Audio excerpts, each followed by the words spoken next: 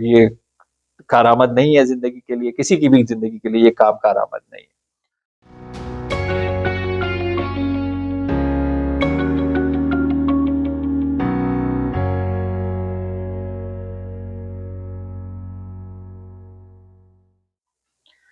Ask doctor Imran में आपका सवाल है कि डॉक्टर साहब ये सेल्फ मोटिवेशन क्या चीज होती है, यानी वो कौन से ट्रिगर होते हैं जिसकी वजह से कोई शख्स मोटिवेट हो फ्रॉम इनसाइड और वो अपने उस एक्टिविटी की तरफ चला जाए। बड़ा इंपॉर्टेंट सवाल है जिसने भी पूछा है ये।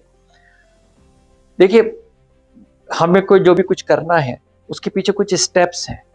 अगर हम इन स्टेप्स के ऊपर थोड़ी सी तवज्जो देते हैं तो हम अपने आप को सेल्फ मोटिवेट कर सकते हैं। सेल्फ मोटिवेट का जो जो स्टेप्स होंगे उनमें क्या क्या चीज़ें इंपॉर्टेंट होंगी। एक चीज़ उसके अंदर ये इंपॉर्टेंट होगी कि ये आइडेंटिफाई किया जाए, ये एक्नॉलेज किया जाए कि इशू है। यानी अगर आप कोई अपनी आदत तब्दील करना चाहते हैं, अगर आप वेट लॉस की तरफ जाना चाहते हैं, आप अपनी कोई क्रेविंग्स को ख़त्म करना चाहते हैं, आप कोई अपनी फिजिकल एक्टिविटी स्टार्ट करना चाहते हैं, तो सबसे पहले तो आपको ये एक्नॉलेज करना है कि यार ये इशू है, सिगरेट है या जो बुरी आदतें हैं, ये इशू है। दूसरा जो आपको एक्नॉलेज करना है वो ये कि ये मेरे साथ इशू है। यानी एक तो ये है कि ये वाकई एक इशू है जो जिसके ऊपर अब प्रैक्टिस अगर नहीं की जाती है तो ये एक इशू बनता है। ये कारआमद नहीं है ज़िंदगी के लिए, किसी की भी ज़िंदगी के लिए ये काम कारआमद नहीं है। दूसरी चीज़ ये कि ये मेरे लिए इशू है, यानी इसका मतलब ये कि मुझे ये इशू है, मुझे एक्नॉलेज करना है, इसीलिए मैं इसके ऊपर कोई काम करूँगा। क्योंकि अगर मेरे लिए इशू ही नहीं है, तो मैं इसके ऊपर क्यों काम करूँगा? मेरे इनसाइड से मोटिवेट क्यों होगा? तीसरी एक और चीज़ इसके अंदर जो इम्पोर्टेंट है, वो ये है कि हम लोग पेन एंड प्लेज़र के ऊपर ड्राइव करते हैं। हमारी all activities are based on pain and pleasure. इधर पेन एंड प्लेज़र चाहिए। अच्छा, दोनों ही ये चीज़ें रोक देती हैं। फॉर एग्ज़ाम्पल एक शख्स को सुबह उठने की आदत डालनी है ताकि वो एक जल्दी मॉर्निंग अपनी स्टार्ट कर सके, उसको सुबह उठ के एक्सरसाइज़ जो है वो करनी है। तो ऑब्वियसली एक गरम बिस्तर के ऊपर आप लेटे हुए हैं, एक प्लेज़र मिल रहा है, वो कहेगा यार क्या ज़रूरत है उठने की, यार पड़े रहो। अगर ब्रेन को हमारे ऑप्शन दिया जाए, बॉडी को हमारे ऑप्शन दिए जाए, तो वो पड़े रहने को ज़्यादा पसंद करता है। हम हमारा जिस्म और हमारा ज़हन जो है वो एक आराम तलब है बाय नेचर।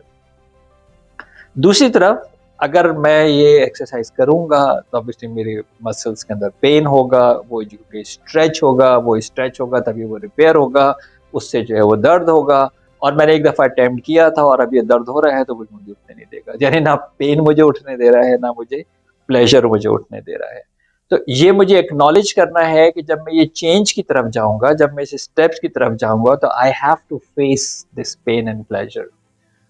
और जब मुझे ये उस पर्टिकुलर टाइम के ऊपर जब मुझे एक्टिविटी करनी है और मुझे या पेन या प्लेजर मुझे रोक रहा होगा तो इंस्टेंट एक स्टेप मुझे जरूर लेना है और वो स्टेप ये है कि I have to do in 5 seconds.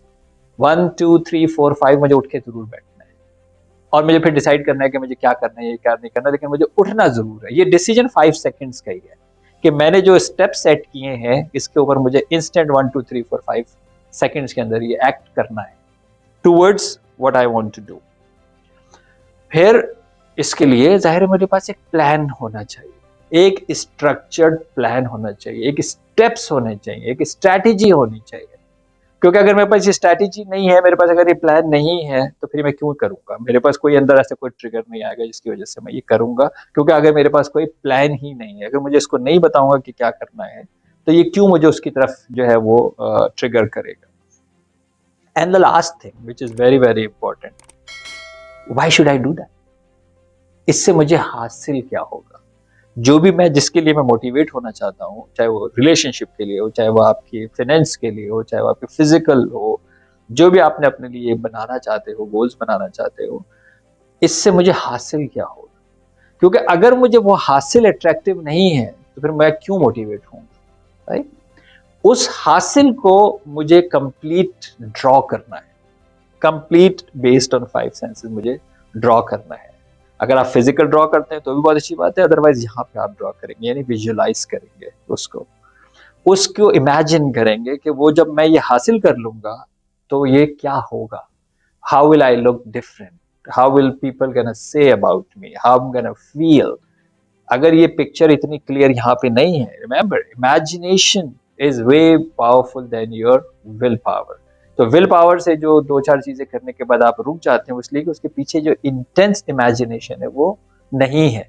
तो जब ये इमेजिनेशन मेरे पास क्लियर होगी, तो फिर मुझे हर स्टेप के ऊपर, जब मैं उठ रहा हूँ, जब मैं एक्नॉलेज कर रहा हूँ, जब मैं स्ट्रेटेजी बना रहा हूँ, जब मैं फॉलो कर रहा हूँ, the picture in front of me is always that imagination. This I am gonna become.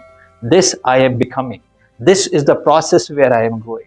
That clarity. और अगेन जैसे मैंने आपको कहा कि अगर आपको ये प्लेजर की तस्वीर नहीं बनती है, तो फिर आपको ये पेन की तस्वीर बनानी पड़ेगी। फिर आपको वाकई अपने आप को कैंसर ज़दा और लकवा ज़दा और कमज़ोर ज़दा और ये सारी हॉरिबल चीज़ें आपको उस पिक्चर के अंदर डालनी पड़ेगी कि अगर मैंने ये नहीं किया तो इसका इंजाम ये भी होगा।